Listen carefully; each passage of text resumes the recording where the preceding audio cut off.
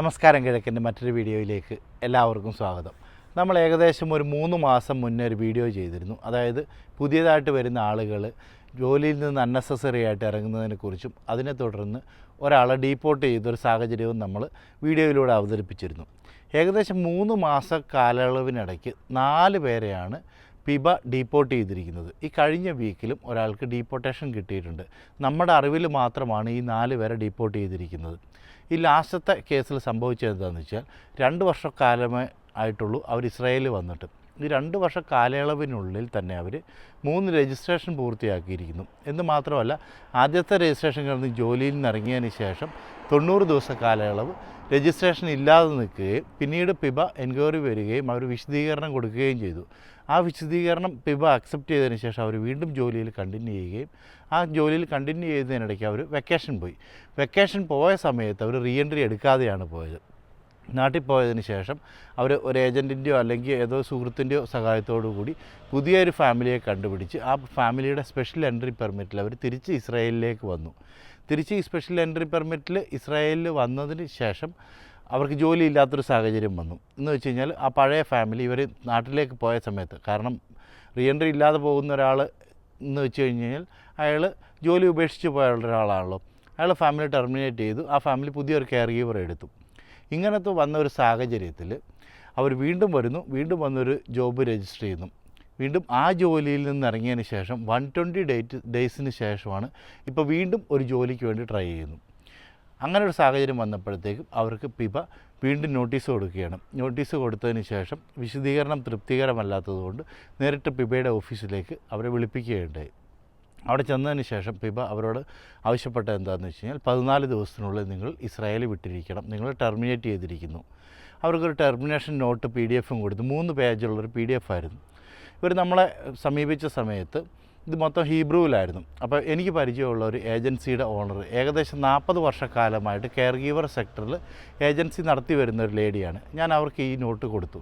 Not കൊടുത്തതിന് ശേഷം അവർ പറഞ്ഞു, ഞാൻ എന്തായാലും പിബയിലൊന്ന് വിളിച്ച് സംസാരിക്കട്ടെ എന്ന് പറഞ്ഞു. അവർ പിബയിൽ വിളിച്ച് സംസാരിച്ചിട്ട് തിരിച്ച് വിളിച്ച് എന്നെ സത്യം പറഞ്ഞാൽ അവർ ചീത്ത വിളിച്ചില്ലെന്നുള്ളൂ. അവർ പറയുന്നതെന്ന് വെച്ചാൽ അവരുടെ കരിയറിൽ ഇത്രയും മോശമായൊരു കരിയർ ഹിസ്റ്ററി ഉള്ള ഒരാളെ കണ്ടിട്ടില്ല. അതായത് ഇവർ ഇത്രയും നാളും ചെയ്ത ഈ കാര്യങ്ങളെല്ലാം ഡാറ്റാസ് പിബയുടെ കയ്യിൽ ഉണ്ടായിരുന്നു. ഈ കൊടുത്ത ടെർമിനേഷൻ നോട്ടിനകത്ത് അല്ലെങ്കിൽ ഡീപ്പോർട്ടിംഗ് നോട്ടിനകത്ത് ഇത് ഫുള്ള് ഡീറ്റെയിൽ ചെയ്ത് കൊടുത്തിട്ടുണ്ട്. അപ്പോൾ പലരുടെ ഒരു ചിന്താഗതി എന്താണെന്ന് വെച്ച് കഴിഞ്ഞാൽ, നമ്മളൊരു രജിസ്ട്രേഷൻ കഴിഞ്ഞു, ആ രജിസ്ട്രേഷൻ എന്തൊക്കെയാണ് നമ്മൾ ചെയ്തതെന്ന് നമുക്ക് അറിയാമെങ്കിൽ പോലും പുതിയ രജിസ്ട്രേഷൻ ആയി അങ്ങനെ കണ്ടിന്യൂസ് പോയിക്കൊണ്ടിരിക്കുന്ന സമയത്ത് നമുക്ക് എന്തെങ്കിലും ഒരു പ്രശ്നം വരുമ്പോഴാണ് നമുക്കെതിരെ എൻക്വയറി വരുന്നത്. എൻക്വയറി വരുന്ന സമയത്ത് പലരും ചിന്തിക്കുന്നത് അറ്റ് പ്രസൻറ്റ് നമുക്കുള്ള ആ പ്രശ്നം മാത്രമായിരിക്കും പരിഗണിക്കുക എന്നാണ്. ഒരിക്കലും അങ്ങനെയല്ല. നമ്മൾ ഏതൊരു സെക്ടറിൽ ജോലി ചെയ്യുന്ന ആളായിക്കോട്ടെ ഇസ്രായേലിൽ, നമ്മൾ ചെയ്യുന്ന ഓരോ കാര്യങ്ങളും ഇവിടെ മോണിറ്റൈസ് ചെയ്യപ്പെടുകയും അത് കൃത്യമായിട്ട് ഡാറ്റാസ് റെക്കോർഡ് ചെയ്യപ്പെടുകയും ചെയ്യുന്നുണ്ട്. അപ്പോൾ പലരുടെ ഒരു ചിന്താഗതിയാണ് നേരത്തെ ഈ പറഞ്ഞ കാര്യം. അതുപോലെ തന്നെ പുതിയതായിട്ട് വരുന്ന ആളുകൾ പലരും അൺനെസസറി ആയിട്ട് ജോലിയിൽ നിന്ന് ഇറങ്ങിയാണ്. വളരെ നിസ്സാരമായ കാര്യങ്ങൾ പോലും ചൂണ്ടിക്കാണിച്ചുകൊണ്ട്, അതായത് ജോലിയിൽ നിന്ന് ഇറങ്ങാൻ വേണ്ടി ഒരു കാരണം കണ്ടെത്തുകയാണ് പലരും. അല്ലാതെ ഒറിജിനലായിട്ടുള്ളൊരു പ്രശ്നം നമുക്ക് ജോലിയിലുണ്ടെങ്കിൽ തീർച്ചയായിട്ടും ആ പ്രശ്നം നമുക്ക് ആ ജോലിയിൽ കണ്ടിന്യൂ ചെയ്യണം, അല്ലെങ്കിൽ ഇത് നമ്മുടെ പ്രൊഫഷനാണെന്ന്.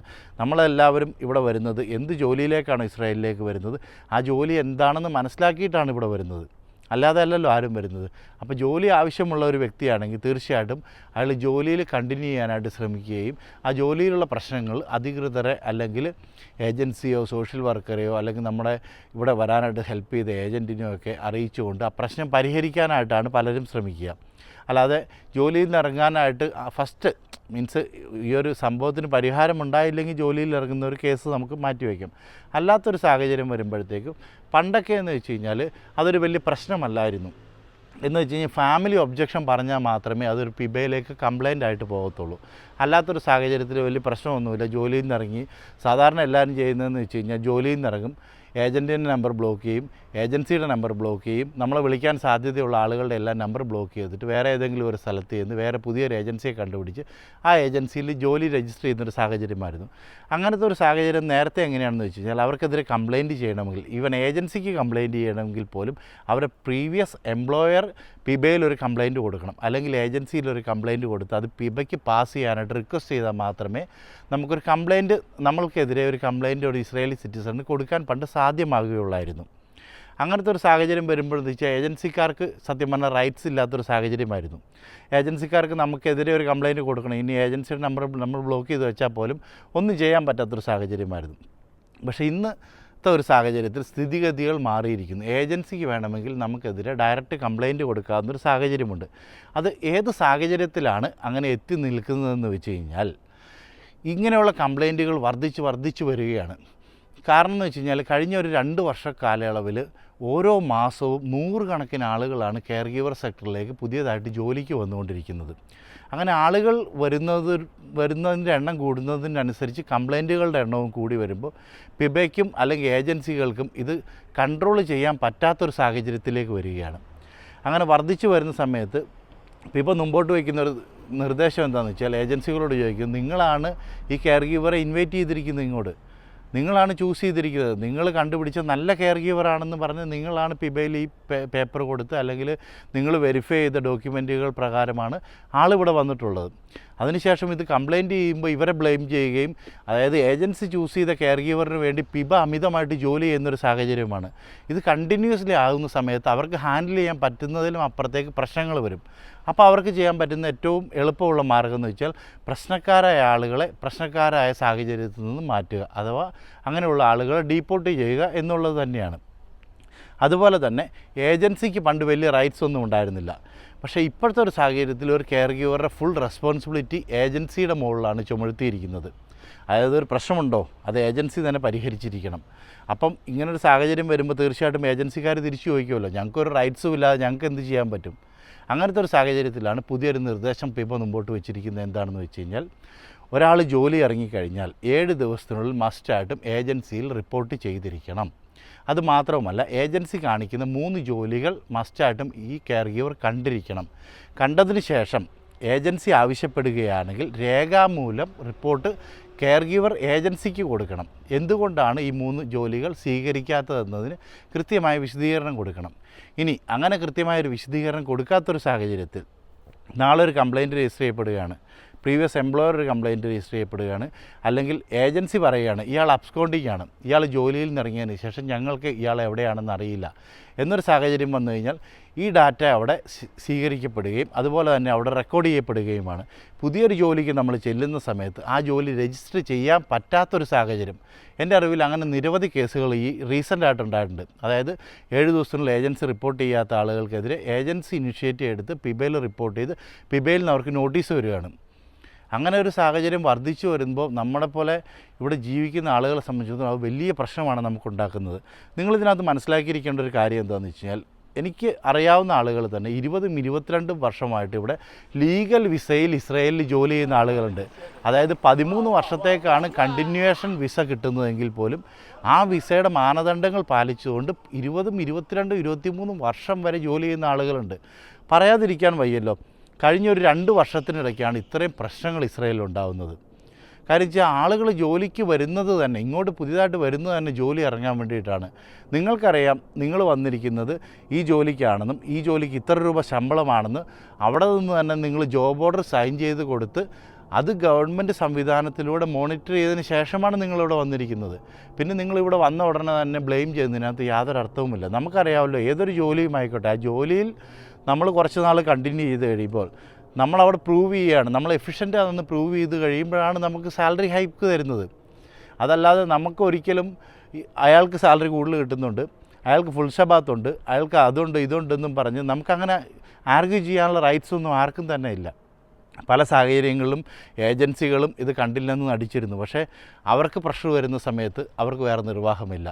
പിബയിൽ വല്ലാത്ത രീതിയിൽ പ്രഷർ വരുന്ന സമയത്ത് അവർക്കും വേറെ നിർവാഹമില്ല. ഇത് മോണിറ്റർ ചെയ്യാനും ഇത് പരിഹരിക്കുക എന്നത് ഗവൺമെൻറ് സംവിധാനങ്ങളുടെ അണ്ടറിൽ വരുന്നൊരു കാര്യമാണ്. തീർച്ചയായിട്ടും ഇങ്ങനെ പോയി കഴിഞ്ഞാൽ കെയർ ഗീവർ സെക്ടറിലുള്ള ജോലികൾ നമുക്ക് വല്ലാത്തൊരു തടവറയിൽപ്പെടുന്നൊരവസ്ഥയിലേക്ക് എത്തും. കാര്യം എന്ന് വെച്ച് കഴിഞ്ഞാൽ ആർക്കും തന്നെ ജോലി ഇറങ്ങാൻ പറ്റാത്തൊരു സാഹചര്യം, അല്ലെങ്കിൽ ഒരു എംപ്ലോയറെ കിട്ടിക്കഴിഞ്ഞാൽ ആ എംപ്ലോയർ എത്ര നാൾ ലൈഫുണ്ടോ അത്രയും നാൾ തന്നെ നമ്മൾ ആ ജോലിയിൽ കണ്ടിന്യൂ ചെയ്യേണ്ട ഒരു സാഹചര്യത്തിലേക്ക് എത്തിപ്പെടാൻ സാധ്യതയുണ്ട്. നമുക്ക് തന്നെ അറിയാം, നമ്മൾ ഒരുപാട് പണം മുടക്കിയിട്ടാണ് ഇസ്രായേലിലേക്ക് ജോലിക്ക് വരുന്നത്. നമുക്കറിയാവുന്നൊരു വസ്തുതയാണത്. അപ്പം ആ പൈസയ്ക്ക് വാല്യൂ കൊടുക്കുന്നുണ്ടെങ്കിൽ നമ്മൾ ഇൻവൈറ്റ് ചെയ്ത ആ ജോലിയോട്, ആ ഫാമിലിയോട് മിനിമം നമ്മൾ കാണിക്കേണ്ട ചില നീതിയുണ്ട്. പലരും ശരിക്കും പറഞ്ഞു കഴിഞ്ഞാൽ ഒരു ശത്രുതാ മനോഭാവത്തോടു കൂടിയാണ് ഫാമിലികളെ കാണുന്നത്. എന്ന് വെച്ച് കഴിഞ്ഞാൽ എങ്ങനെയെങ്കിലും പ്രശ്നം ഉണ്ടാക്കി ജോലിയിൽ നിന്ന് ഇറങ്ങാം. നമുക്കറിയാം, വളരെ കുറവും അല്ലെങ്കിൽ വളരെ കുറവെന്നൊന്നും പറയാൻ പറ്റില്ലെങ്കിലും ഒരു വലിയ മേഖലയിലാണ് നമ്മൾ ജോലി ചെയ്യുന്നത്. തീർച്ചയായിട്ടും പ്രശ്നങ്ങളുണ്ടാവും. പ്രശ്നങ്ങളുണ്ടെങ്കിൽ ആ പ്രശ്നങ്ങൾ പരിഹരിക്കാനുള്ള മാർഗ്ഗങ്ങളും ഇവിടെ മാർഗ്ഗനിർദ്ദേശങ്ങളും കൃത്യമായി കൊടുത്തിട്ടുണ്ട്. അതുപോലെ ഇങ്ങനെയുള്ള പ്രശ്നങ്ങൾ വരുന്ന സമയത്ത് ഈവൻ നമുക്ക് ജോലിയിൽ എന്തെങ്കിലും രീതിയിലുള്ള ലീഗൽ ഇഷ്യൂ വരികയാണെങ്കിൽ നമ്മുടെ ഏജൻസി നമ്മളെ സപ്പോർട്ട് ചെയ്യണമെങ്കിൽ ഫസ്റ്റ് ഓഫ് ഓൾ നമ്മൾ ആ ഒരു ഏജൻസിയിലായിരിക്കണം കണ്ടിന്യൂസ് വർക്ക് ചെയ്യുന്നത്. രണ്ടാമത്തെ ഒരു കേസ് എന്ന് വെച്ചാൽ നമ്മുടെ ഭാഗത്ത് ന്യായമായിട്ടുള്ളൊരു കാരണം വേണം മുമ്പോട്ട് വയ്ക്കാനായിട്ട്. അങ്ങനെ ഒരു സാഹചര്യത്തിൽ ഇനി ഏജൻസിക്ക് നമ്മളെ സപ്പോർട്ട് ചെയ്യണം എന്നുണ്ടെങ്കിൽ പോലും നമ്മളെ സപ്പോർട്ട് ചെയ്യാനായിട്ട് സാധിക്കുകയുള്ളൂ. ഇങ്ങനെയുള്ള കാര്യങ്ങൾ ചെയ്യുന്ന സമയത്ത്, അല്ലെങ്കിൽ ഇങ്ങനെയുള്ള വീഡിയോകൾ ചെയ്യുന്ന സമയത്ത് പലപ്പോഴും ആളുകൾ നമ്മളെപ്പോലും വല്ലാത്തൊരു കാഴ്ചപ്പാടിലൂടെയാണ് കാണുന്നത്. പക്ഷേ ഏതെങ്കിലും ഒരു പ്രശ്നത്തിൽ ചെന്ന് പെടുമ്പോഴേ ആളുകൾ അതിൻ്റെ എത്രമാത്രം വാല്യൂ ഉള്ള കാര്യങ്ങളാണിതെന്നതിനെക്കുറിച്ച് മനസ്സിലാക്കത്തുള്ളൂ.